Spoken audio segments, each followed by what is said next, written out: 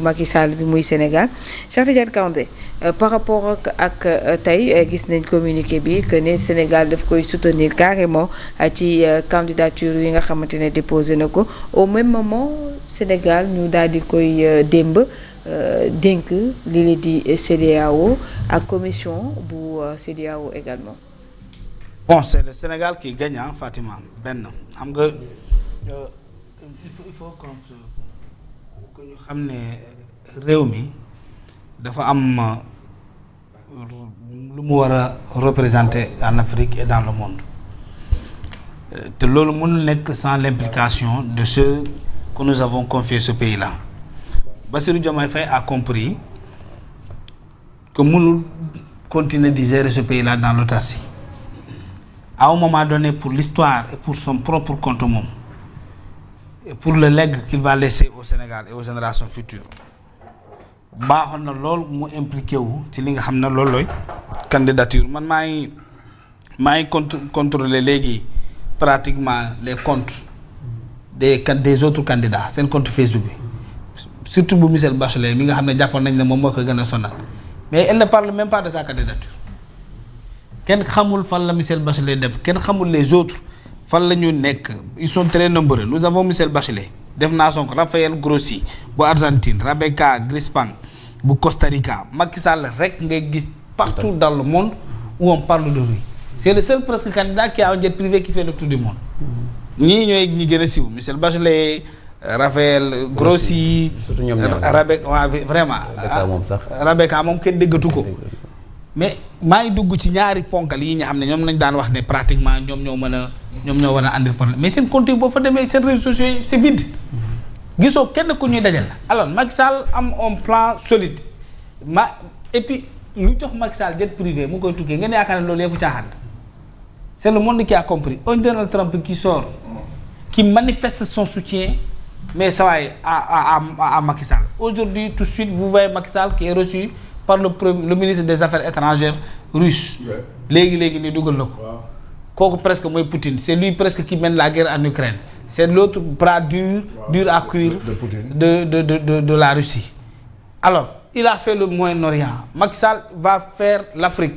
Presque je pense que ça doit être sa première sortie en Afrique par rapport à cette tournée-là. Trump a tweeté.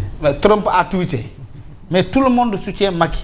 Vous pensez que Diomaye lui il va risquer ça va être de ne pas soutenir le candidat le plus en exergue qui gën a fës ci combat bi nga xam ne ñoo ngi koy mener pour gagner ce poste-là mais c'est une bonne chose.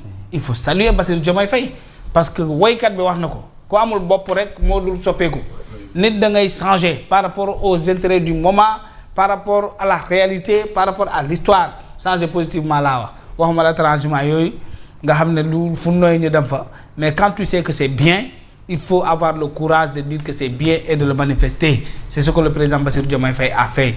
Il comprend qu'aujourd'hui Macky Sall n'est plus une personne ordinaire. Il ne s'agit pas du président de l'alliance nuñ ko woowee APR.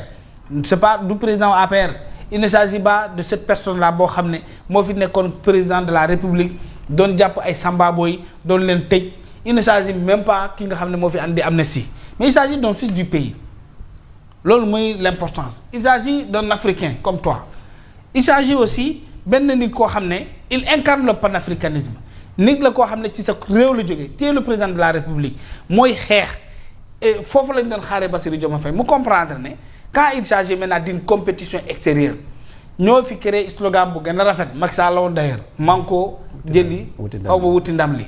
Alors quand on sort doomu réew mi que ça soit en équipe que ça soit le sport individuel que ça soit des compétitions quelle que soit maintenant cette forme de compétition quand ça se passe ailleurs politique waratu fa dugg réew mi moo war a booloo soutenir seen doom dimbali ko ba mu am ndam kenn ku nekk nga dellu ci say activités parce que Macky nag nekk secrétaire général de l'ONU demal Sénégal la loolu ñëpp xam nañ ko c'est l'Afrique qui gagne parce que aujourd'hui tous les grands intellectuels là qui ont refusé de manifester leur soutien à Macky Sall je m'adresse au Felwine Sarr Boubacar Boris Diop tappalekat yooyu ne ay intellectuels lañ duñ tous dañuy dem fale di tricher ñu leen di bindal ay livres ñëw di soob naan ay intellectuels lañu un vrai intellectuel quelqu'un qui aime ce pays bëgg réew mi xam li àdduna di laaj sa doom mënul nekk di compétir lu mel ni ONU. ngay dem di signer ay communiqué naan woy y a eu un bilan c'est quelque chose. Ce sont des gens qui m'ont beaucoup déçu. mais c'est décevant.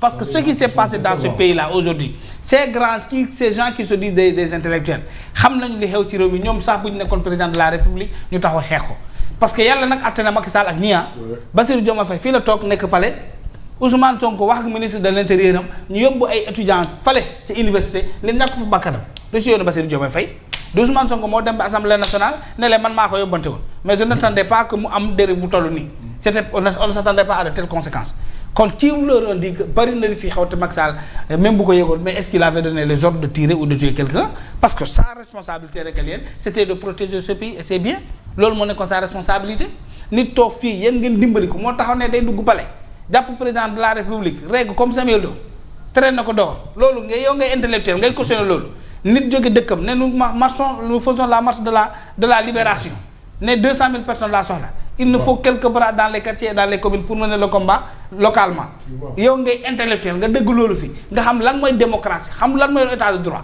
lan mooy la responsabilité d'un président de la République devant le peuple devant les biens yi ñu bokk ñun ñëpp nga toog nga naan léegi kooku nga dimbali guddi couvre-feu responsabilité nit ki jóge fi dem bàyyi ay soxlam dem di marché bu Bamba fii lañ fekk kooku génn di tuumal état nga taxaw di ko dimbali ne kooku moo raison président de la République bi amoo responsabilité sàmm réew mi ngeen nekk ay intellectuel naan wooy da ngeen di bind ay communiqué di signer mais c'est lâche nous avons de faux intellectuels dans ce pays nichés dans nos universités derrière des écrans qui se filment par des téléphones di làkk français boobu nu ñu ko soxo naan ay France lañ nekk nous avons écrit des livres di defar ne ay góor jigéen fii nous avons dit des intellectuels écrit des livres yoo xam ne ay livres qui font la promotion de l'homosexualité allez-y lire quelques bouquins de Bougar Diouf allez-y lire quelques bouquins Bougar Diouf c'est des livres yoo xam ne qui ont promu l'homosexualité ici di défendre l'homosexualité c'est ces gens aujourd'hui qui font passer comme pour des intellectuels yaa ngi dégg naan c'est de grands sachants qui comprennent mieux que tout le monde alors qu'ils ont défendu ici des choses affreuses ñun xam nañ loolu léegi nag li taal bi yàlla taal nag lenn rek lañ ci mën mooy nga bàyyi ko mu takk parce que Macky Sall fu mu toll nii dafa mel nii am nuñ ko bari ko ci mbartal maanaam nga pousse mu dem nga ñàkk pousse mu dem parce que tout simplement mu ngi dem loolu mooy dëgg ku mu neexul nag yaa xam ne waa jaa ngi na Bassirou Diomaye Faye nag il faut le remercier aussi voilà en une minute gis nga ñun toog nañu fi critiquer Bassirou Diomaye Faye léegi nii je l'ai fait tout à l'heure nee naa que tout ce qui se passe dans ce pays tu es responsable parce que c'est toi le président de la République et c'est toi qui rendras compte ce n'est pas Ousmane Sonko est air Turquie pneu toj na oto bi mënatul dem fenn tous les pneus de Ousmane Sonko toj nañu kenn mënu ko pousse kenn mënu ko taal kenn mënu ko dawal Bassirou Diomaye Faye moo fi nekk c'est le président de l'Assemblée nationale ah. dafa nekk rek pour la forme. bari na nag ay postes yoo xam ne nit nekk na mais yow c'est pour la forme. pousse gisoo mobilisation bi mu def.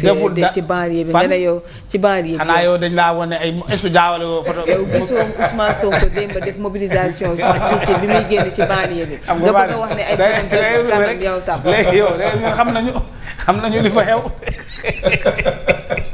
moo tax coow li bariwul doo mos a gis fi image drone. fay nee na noo mën a nekk si ab mbooloo dégg ku daanu nga koy dégg.